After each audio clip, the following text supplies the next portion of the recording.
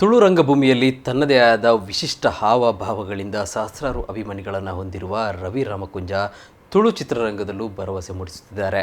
ಕೆಲ ದಿನಗಳ ಹಿಂದೆ ಮಿಡಲ್ ಕ್ಲಾಸ್ ಚಿತ್ರದ ಶೂಟಿಂಗ್ ಸಂದರ್ಭ ಚಿತ್ರಕ್ಕೆ ಬೇಕಾದ ಯಕ್ಷಗಾನದ ಭಾಗದ ಚಿತ್ರೀಕರಣದ ವೇಳೆ ಚೆಂಡೆ ಬಾರಿಸಿ ತನ್ನ ಯಕ್ಷಗಾನದ ಅಭಿಮಾನವನ್ನು ತೋರಿಸಿದ್ದಾರೆ. ಭಾಗವತರ ಹಾಡಿಗೆ ಚೆಂಡೆ ನುಡಿಸಿ ತನ್ನ ಪ್ರತಿಭೆ ಮೆರೆದಿದ್ದಾರೆ.